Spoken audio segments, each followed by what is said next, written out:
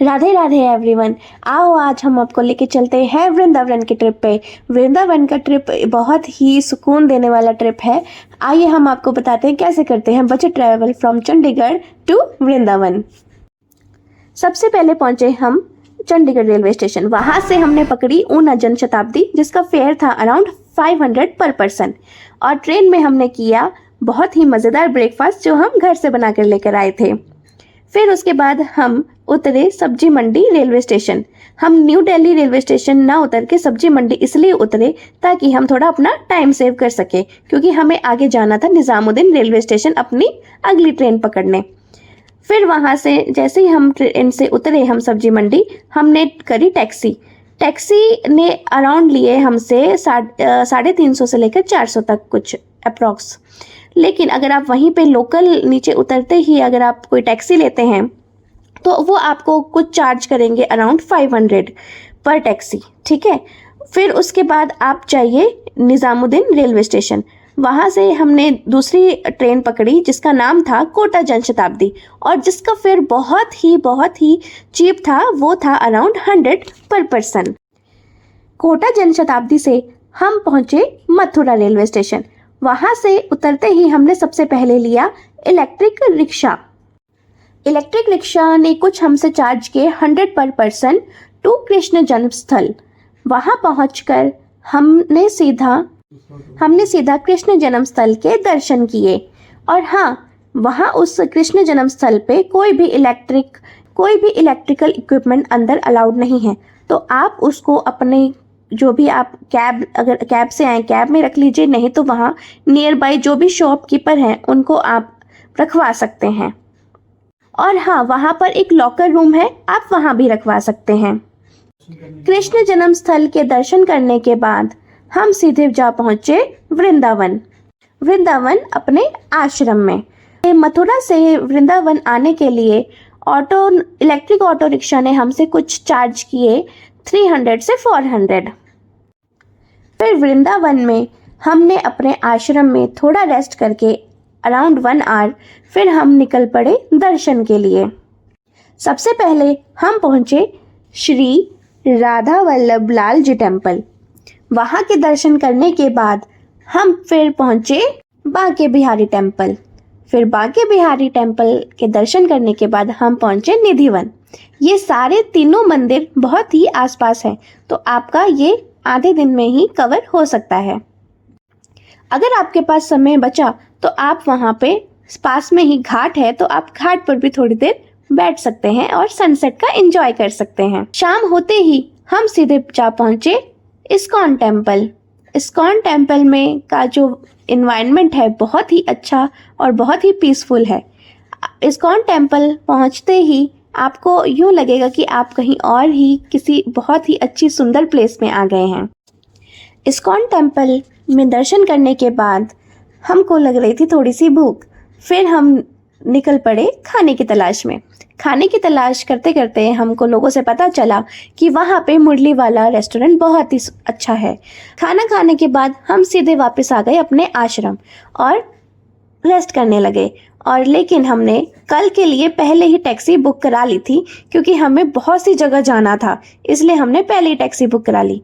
और हाँ, आज का जो भी हमने दर्शन किए उसके लिए एक थोड़ा आपको ध्यान रखना पड़ेगा। सबसे पहले बंदरों से बहुत ही बच के रहना है आपको।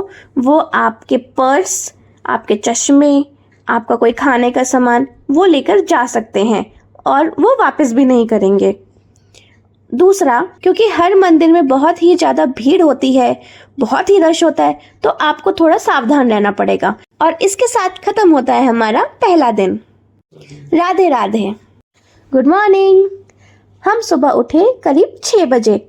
6 बजे उठकर हम फटाफट तैयार हुए और नाश्ता करके हम सीधे बाहर आ गए। बाहर आए तो देखा हमारी टैक्सी खड़ी हुई थी, तो हम टैक्सी में बैठकर सीधे पहुंच गए नंदगांव में हमने दर्शन किए और वहाँ का व्यू एंजॉय किया जो कि ऊपर छत पे जाके होता है, और बहुत सी कहानियाँ सुनी वहाँ के लोगों से।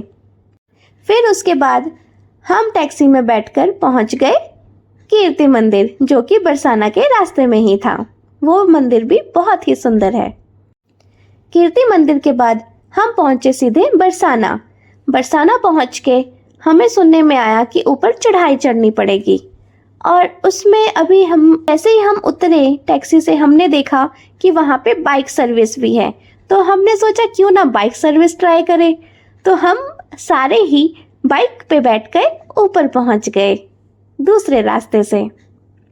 ऊपर पहुँचते ही हमने अंदर जाके दर्शन किए श्री लाडली जी महाराज मंदिर के। दर्शन करने के बाद हमने वहाँ ही से कुछ थोड़ी शॉपिंग करी और फिर नीचे आके हमने थोड़ी पेट पूजा करी।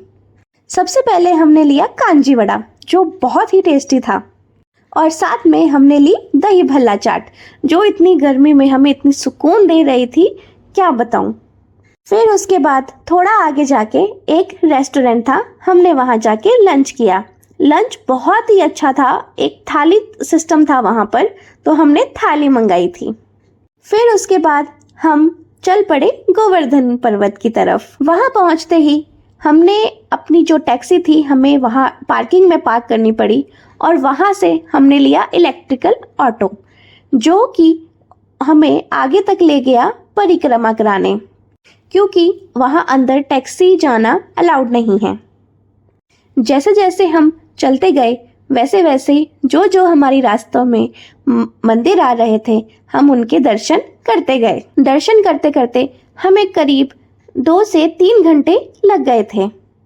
रास्ते में राधा कुंड और श्याम कुंड भी आया था, वहाँ पर हमने थोड़ी पूजा करी। वहाँ जाने के लिए आपको थोड़ा बाहर ही उतार दिया जाता है, फिर वहाँ से थोड़ा पैदल चलकर या फिर आप थोड़ा वहाँ से रिक्शा लेकर को अंदर तक पहुँचा सकता है। फिर वहाँ से हम सीधे पहुँच गए अपनी टैक्सी की तरफ। गोवर्धन पर्वत की परिक्रमा करने के बाद हम सीधे जा पहुँचे अपने आश्रम।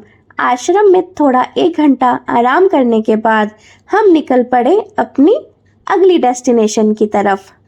सबसे पहले हम पहुँचे टटिया। वहाँ का एनवायरनमेंट अभी भी बहुत ही सुंदर, शांतिपूर्वक और बहुत ही पुराने ज़मानों की तरह था। वहाँ का प्रसाद भी बहुत ही ज़्यादा स्वादिष्ट था। वहाँ के दर्शन के बाद फिर हम जा पहुँचे नीब करोली बाबा आश्रम। इस आश्रम की बहुत ही ज़्यादा मान्यता है, इसलिए हम भी यहाँ आ पहुँचे इनके दर्शन के लिए। यहाँ के दर्शन करने के बाद हम फिर निकल पड़े प्रेम मंदिर, जो कि सबसे ज़्यादा मशहूर और रात में सबसे ज़्यादा अट्रैक्टिव मंदिर है। यहाँ की लाइट्स, यहाँ की डेकोरेशन बहुत ही ज़्यादा ब्यूटीफुल है। यहाँ इतनी ज़्यादा भीड़ है, मतलब बहुत ही ज़्यादा भीड़ है, और हम बिल्कुल सही समय पे पहुँचे थे कि हमने 8 बजे की आरती भी देख ली थी। यहाँ के दर्शन करने के बाद हम फिर निकल पड़े डिनर। यहाँ से निकलने के बाद हम फिर निकल पड़े डिनर की खोज में। फिर हमें पता चला कि यहाँ पर फेमस है ब्रिजवासी मिठाई वाले, और उन्हीं के सामने उनका रेस्टोरेंट।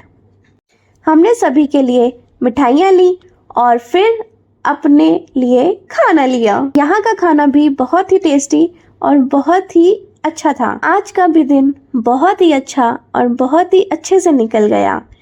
कैसा लगा आपको वृंदावन का सफ़र? आशा है आप भी आने का यहाँ ज़रूर सोचेंगे। राधे राधे। दर्शन हो गए, पेट पूजा हो गई।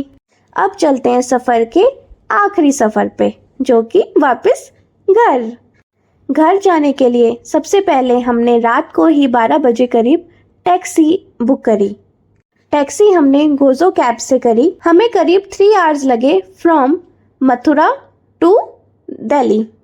हमारी ट्रेन 2 घंटे बाद की थी, इसलिए हमने लाउंज एक्सेस ले लिया 2 आवर्स के लिए, और फिर वहाँ पर रेस्ट किया और फिर फ्रेश भी हो गए जाने से पहले।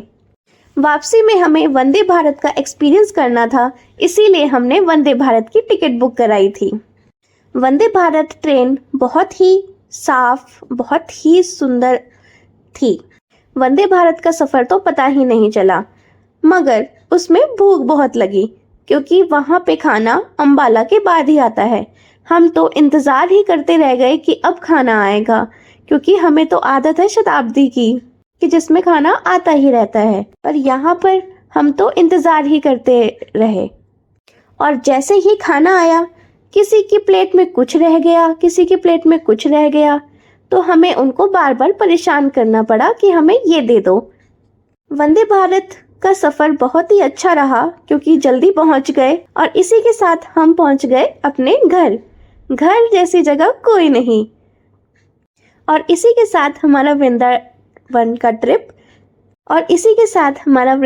का ट्रिप कंप्लीट हो गया और बहुत ही अच्छा हो गया।